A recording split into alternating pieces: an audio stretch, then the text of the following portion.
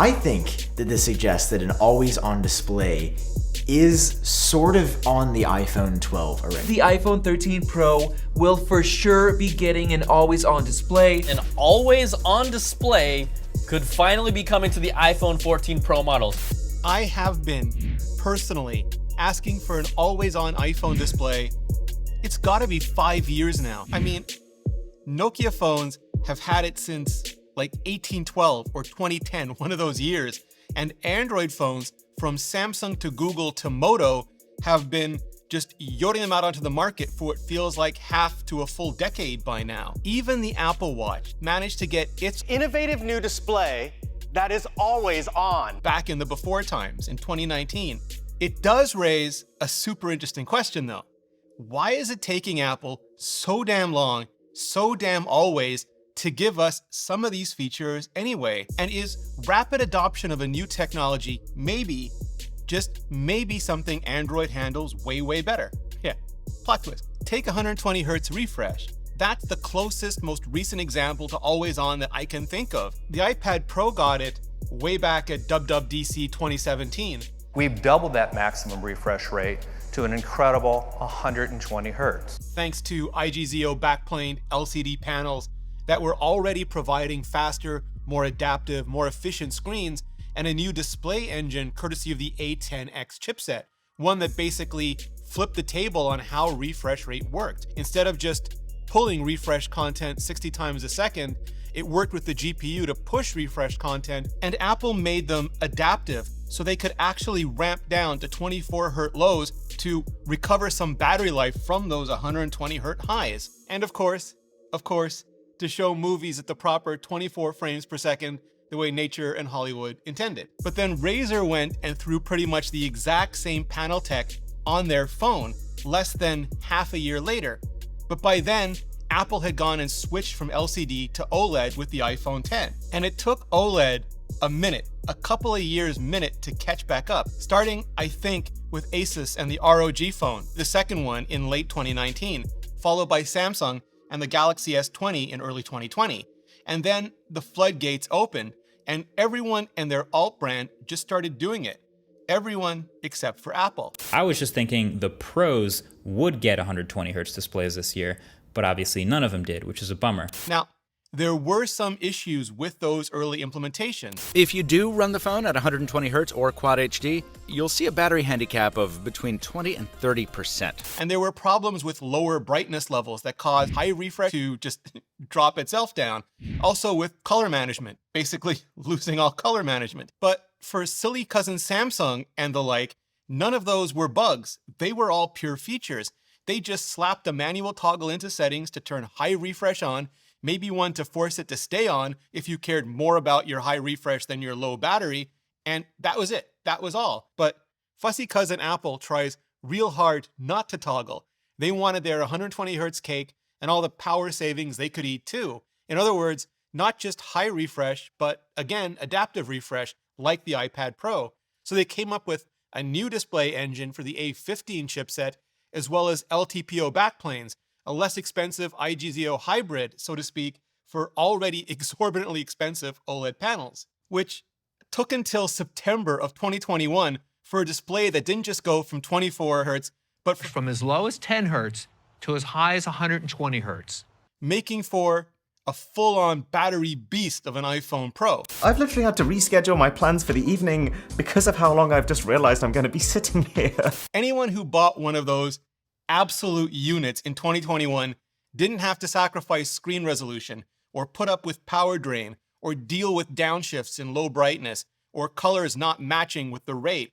But they also couldn't have high refresh. Not at all. Not until 2021, fully 2 years after Asus and 18 months after Samsung and a whole plethora of others. And that's where we fall victim to one of the classic arguments, the most famous of which is quantity versus quality, but only slightly less well known is this: get it right or get it right now. Ship fast and break things, or wait to ship until those things are no longer broken. I mean, it was the exact same thing with always on for the watch.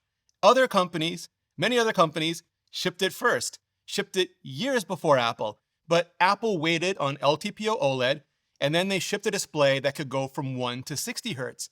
And that might be the exact same thing Apple is waiting on for always on for the iPhone Pros as well. Not just 10 to 120 hertz or 1 to 60 hertz, but 1 to 120 hertz, so they can have their always on cake as well and close to zero regression on battery life frosting to go with it.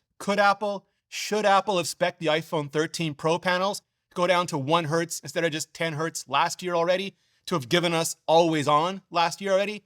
And maybe, I honestly don't know, because Samsung claimed to be doing 1 to 120 hertz on the S22 Ultra earlier this year, but all you ever see is complaints from super angry nerds who can't get it to drop anywhere below 24 hertz, and Samsung has already walked back their S22 and Plus claims, and would that there were a refresh rate Geekbench to just delist them from at this point. So it could just be a limitation of the current LTPO OLED technology and something Apple's once again waiting on time to solve for. So should Apple have shipped always on years ago anyway, like so many Android phones did, and just eaten the extra battery life cost? Maybe not on the iPhone 12 models, because those were already full-on 5G radio hemorrhaging power anyway.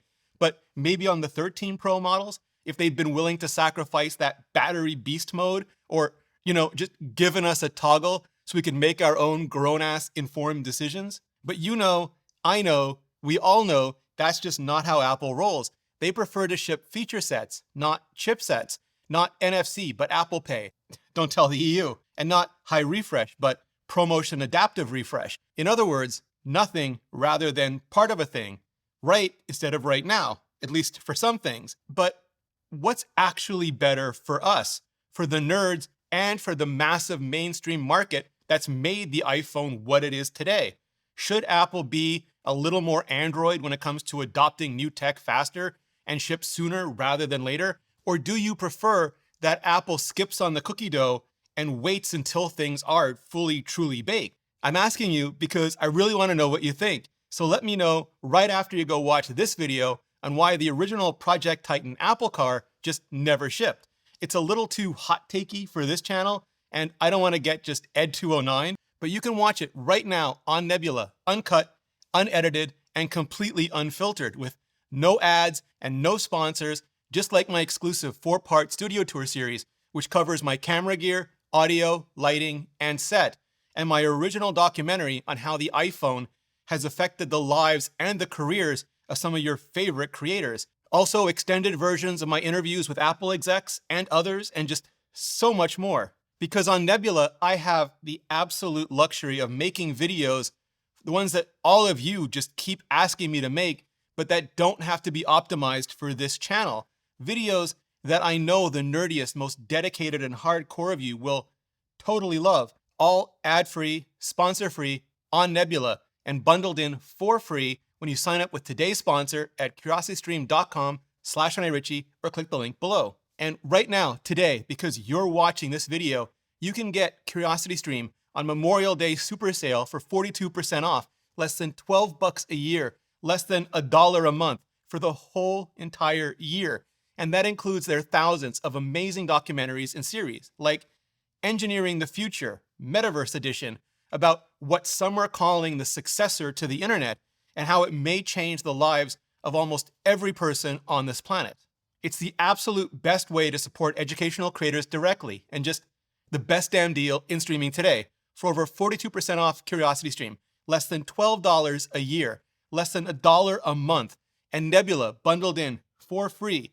Just click the button on the screen or go to curiositystream.com/Rene Ritchie. Clicking on that button really helps out the channel, and so does hitting up this video for a deep dive into some of the other compromises Apple has been making on the iPhone design, but this time in order to push new technologies out even faster. Yeah, it goes both ways. Give it a watch, and I'll see you next video.